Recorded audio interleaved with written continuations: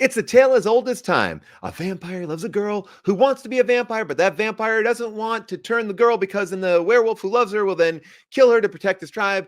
Plus a baby-eating C-section. We imprinted with Twilight, Breaking Dawn, Part 1. So you know what that means.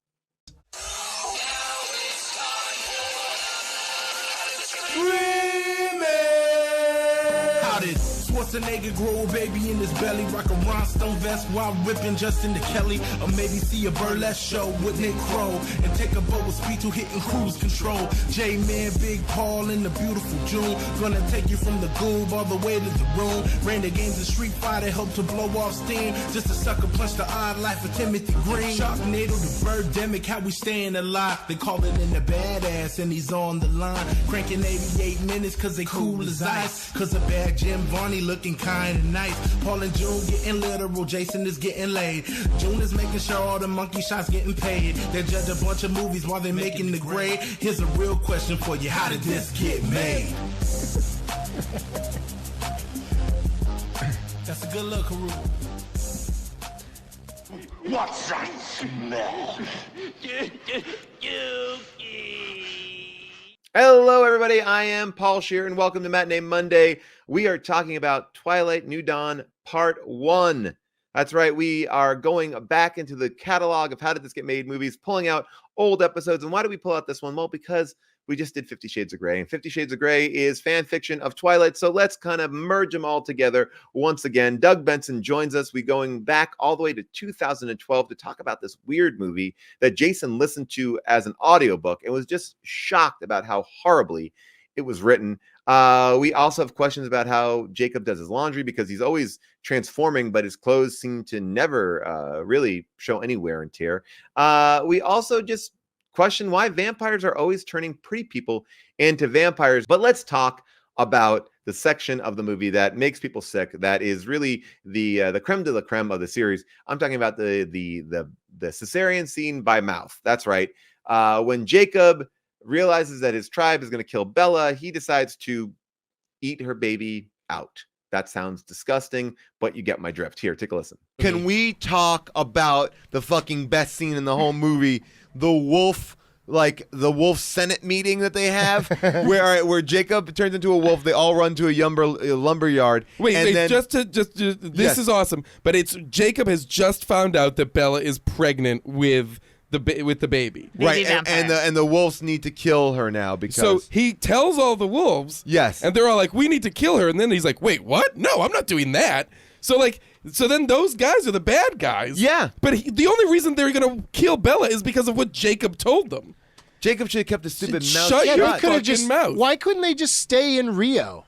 Yeah. Why just honeymoon they needed to there? come back to that little doctor's office in their house. Because Mr. Cullen is a doctor. You get the impression that by the way, they were never in Rio. That Edward is hooked up all over the world. Yo, yeah. You know what I mean? Like, he is just like, he could go anywhere and he knows people. Well, that was the best thing. Oh, yeah. Like, I feel like either they went to Rio for the biggest waste of all the money in the world, or they were never there. Because I feel like the sure sign to show that you're never in Rio is a circle. They have a helicopter shot of the Jesus statue. It's like, oh, we're in Rio for 2 seconds. It's in Fast Five. There are a lot of aerial shots in this movie. I feel like every establishing shot is like a huge overhead shot of trees. Yeah, it all has to be very sweeping and big to make up for how it's an insanely small on. story. There's usually just two. Basically, this is what happened. I mean, if you wanted to compact the movie, it's like she gets married, uneventful marriage, honeymoon, slightly uneventful until she finds out that she's pregnant, and then they're like worried about this baby. What's going to happen?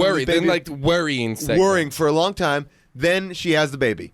That's the movie. I mean, but how did she have the baby? Well, we could say that, right? You've encouraged people to see the movie. Oh yeah, they can totally see it. Yes. We're all about spoilers. We can spoil people it who up. don't want to see it yet can find out. They ate the baby out of her. Because the baby is killing her from the inside. Cesarean. A mouth cesarean, and it's bloody.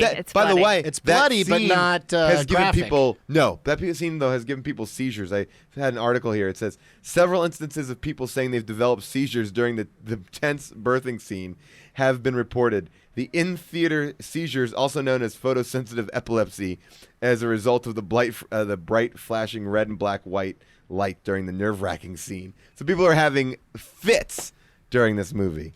But I was looking forward to the eating the baby out of her belly for a long time. And then the baby's covered in blood, which then turns on another vampire.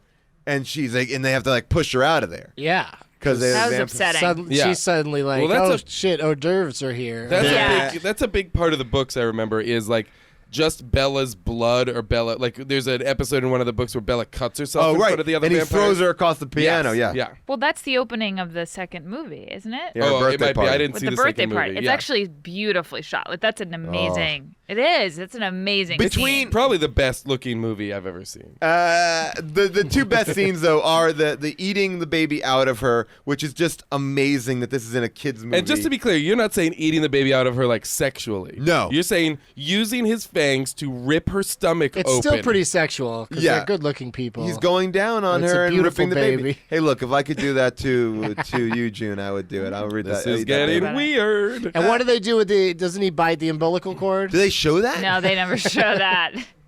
Well, that scene was good, but I still think the best scene in the whole movie was the wolf talk. A whole scene of CGI wolves in a lumberyard arguing with the worst voiceover of all time. It's so weird too. Those wolves, like the scale of the wolves, like sometimes they just look like regular wolves. normal wolves, I kept and waiting then for next Cuba to people, Gooding Jr. to come into that scene. No, you snow dogs, get out of here. Get out of this lumberyard. next to giant people, they all of a sudden look like, oh, these are like monsters. Yeah. These I are, want to see Yeah, a whole... they make them crazy. Werewolves have been crazy big since like Werewolf in London. Yeah, I guess they're like huge they turn into actual wolves, but then also really big, Just giant. gigantic like ones. messes. Yeah, like a regular sized wolf isn't enough. if you saw that wolf running around, you'd be like, "That's a fucking weird ass wolf." You'd be like, That's that's like a a lot too dinosaur. cute. Like You'd be like, I'm wolves looking. are too cute. Yeah, is looking the problem. at a dinosaur. Yeah, you're right. Wolves just look like Yeah, they look like doggies dogs. walking around, so they're too cute for a movie like Well, this. but so that's why they have to do it CGI, which then also means that could they not find a cute baby because once they deliver Bella's baby, that baby is CGI too. That's right. Twilight Breaking Dawn Part 1 is now available wherever you get your podcasts. If you listen to How Did This Get Made, make sure you follow us, and tell your friends about it. That's the best way to get word of mouth. Also, make sure you pre-order my book, Joyful Recollections of Trauma. It is available as an audiobook, as an ebook, as a hardcover, whatever you want to do. And if you pre-order it, you can sign up on my website to get a personalized postcard from me. That's right. I'm going to write it out, sign it, do the whole thing. You'll have exclusive access to parts of my website. I am so excited. We will release more of these as we go back through the 50 Shades of Grey thing. But anyway, happy Valentine's Day. Get your week started with a very sexy mouth cesarean. See you next time on Matinee Monday. I'm Paul Scheer. Bye for now.